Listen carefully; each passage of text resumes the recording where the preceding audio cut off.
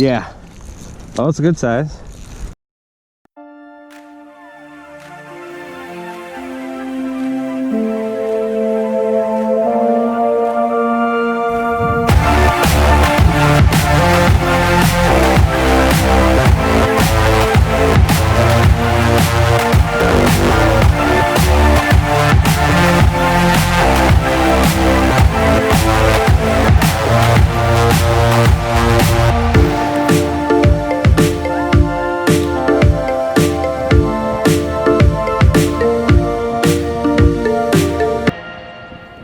Hey guys, Tim with Great Lakes Flying Outdoors, and today I'm out in a river fishing for steelhead and brown trout, and actually going to pull them. I have my rig set up here, and as I'll show in a second, the current under the ice is pretty strong, so it's kind of pulling my bait to the left.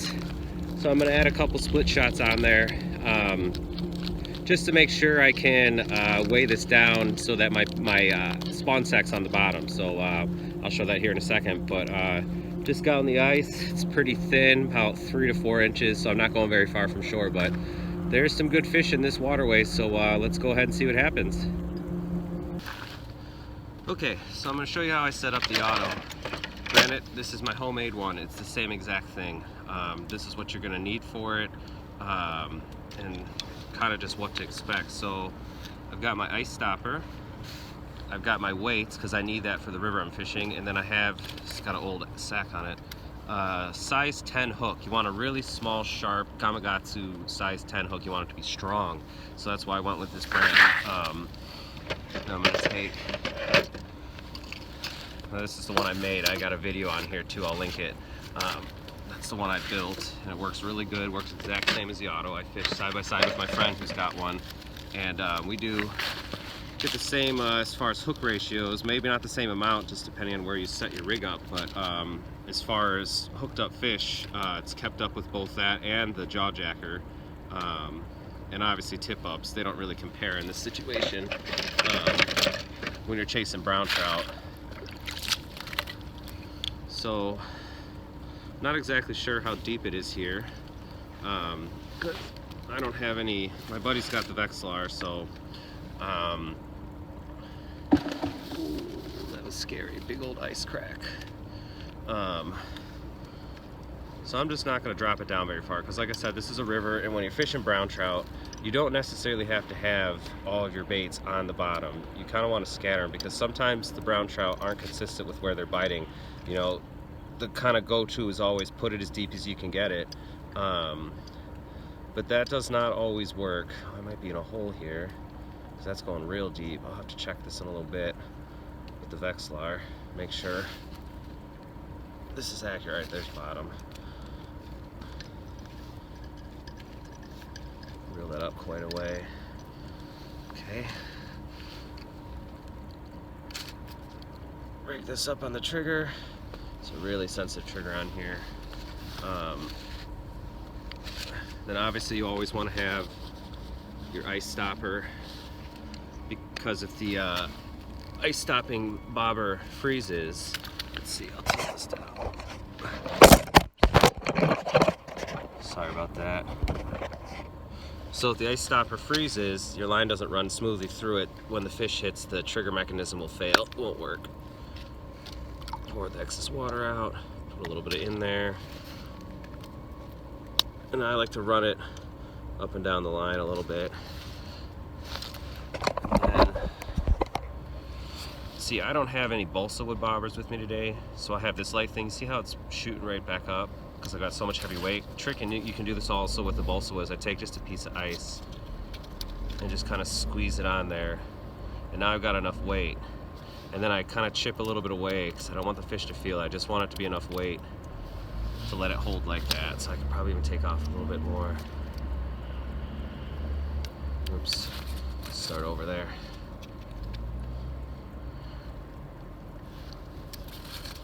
Had it good the first time. And you just kind of squeeze it and let it stick to it. There we go, perfect. So that's the setup. It's really easy. Hopefully now we can get some fish on, so let's see what happens. Alright, the last thing I do is take a bell, Attached to the rod, the lowest part. When you're messing around with bells,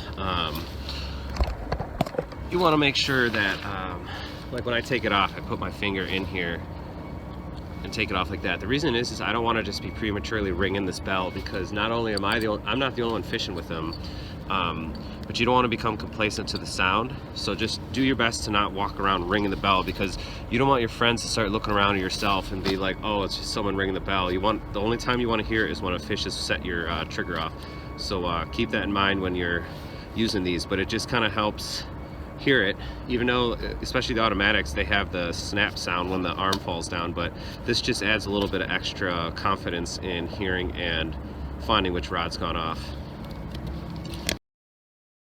All right, so here's the bait I'm using. Brown trout eggs, I like them uncured. Some people swear by cured. If you can get a fresh brown trout and squeeze some eggs out, maybe cure, maybe not. That's up to you. But personally, I've seen uncured work really well. Other people can argue against that. It really is hearsay. I don't know what works best, but not only do cured eggs or uncured eggs work, night crawlers work really well, and so do minnows. So that's the bait that we're using to get these fish. And here you can see a nice tied sack. This sack's probably just a little shy of, it's over a nickel and it's smaller than a quarter. We're using this size primarily because the water is the slightest bit murky. If you're fishing in crystal clear water, people like to use dime size. As it gets more murky, nickel, and then on into quarters. So this is a really well tied egg sack. It's very tight. Um, so uncured brown trout eggs are what we were using, but like I said, that's not the only bait that's going to get you fish while there's ice out. Oh, yeah. No, wait, can you pull that flare out for me? Yeah, Pull yeah. that flare out, pull that flare out, please. Fuck, fuck, fuck, fuck, fuck. For free. Oh my god, you barely. Okay. In case you're wondering what happened here, this fish hit while the rod was just simply sitting in the rod holder. It wasn't set up yet, and then Alex picked up the rod and set the hook. So that's what's going on here, and that's why we're all excited. We might be able to get him. Oh. Dude, that was wild, man. I think I got that on camera too. Oh, dude, that was fucking awesome. It's a nice brown. It's a male. Alright, he's coming up. I'll switch that here. Oh.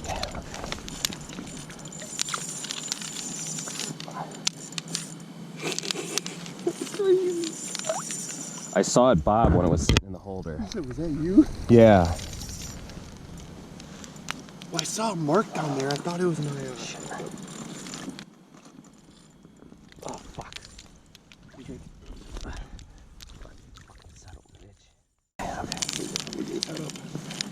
Alright, he's up. Come on. Yeah. Good job, dude.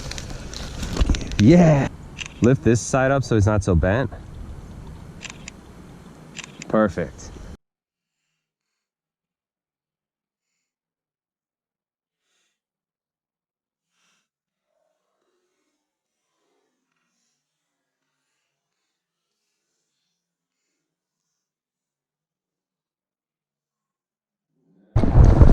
Oh, you dare.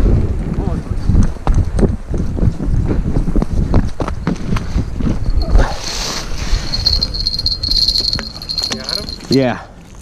Oh, it's a good size. Or it just feels good on this rod. Steelhead, it's a small steelhead. This line's fucking weak as shit. Oh, I almost got him.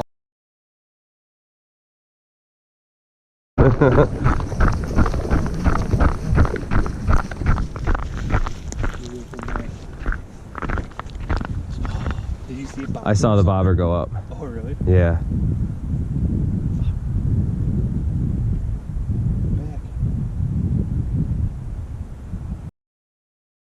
So sometimes your rod will pop, but there might not be a fish on at the immediate moment. So what you want to do is approach it quietly and just wait, because the fish will turn back and sometimes bite the rod. You can even take the rod out of the rod holder and jig it real lightly and see if you can't pick something up, because a lot of the times the brown trout will turn around, or the steelhead, and they'll hit your bait again. But some guys, including myself, will just reel the rod up and reset it and then miss the fish altogether.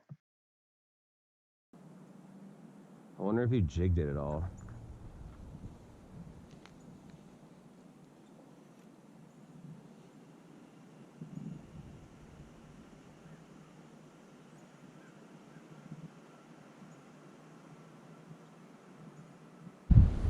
Come on. Yep. There you go. That's a good one.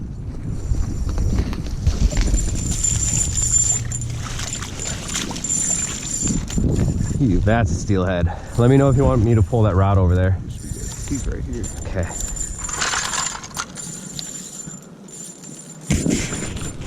Looks like another brown, littler one, but oh no, Maybe a little steelhead. might be a little, yeah, a little trout. It's right here. Woo! A little steelhead. Cute little thing. Fuck yeah. Pretty, actually. It's a really pretty fish. Okay, so this next fish was really kind of just a sad situation. It was a really big fish. It was likely a steelhead because steelhead just, man, they just rip line. Your rod, your rod's bent way over. It's gonna be a really long fight. The river where we were fishing, the river wasn't very deep, so that also meant we'd have to deal with potentially snags and other things off the bottom. But the problem I had was the rod I was using has this button that when it pushed, it folds the reel in. You see that? Well, for some reason, this little button was malfunctioning and causing me to lose control of solid reel. So that caused me to lose the fish. That was very upsetting. Not necessarily going to say the name of the rod because it might have just been a fluke, but just a really sad situation. But that's why we lost the fish. I'm gonna lose him. It's a good fish. Shit. Do we want to check our other reels or? This is a good fish. Fuck. He's still there. No, he's gone. Oh, no, he's still there. I don't want. Look at these suckers. Hell yeah, Tim. This was on the green that you said. Fuck, I'm getting nothing but a. You're not getting reeling? Well, I'm afraid because remember what happened to Adam when we tightened it? It fucking broke. So it's in there. This one. Fuck, don't be snagged. Nope, this is just a big fish. Fuck. This rod's so stiff too, that's not helping.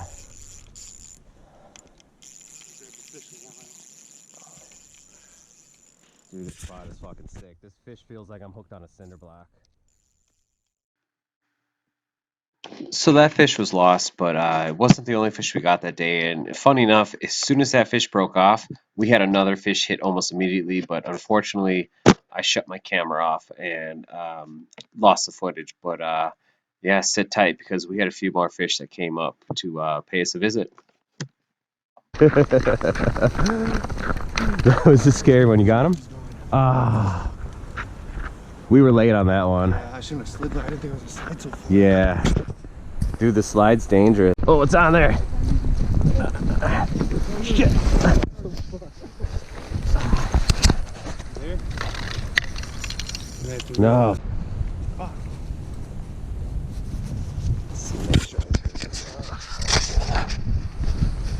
Happens to the best of us.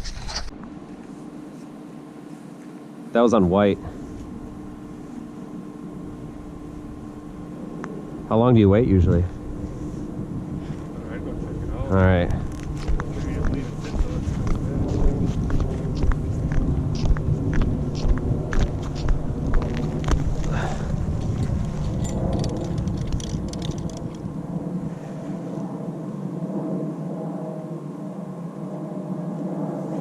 It's fine.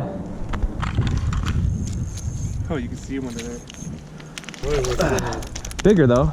Getting there. All right, so that's it for this episode and for the ice fishing season for me because it didn't take more than a few days for the ice to break up.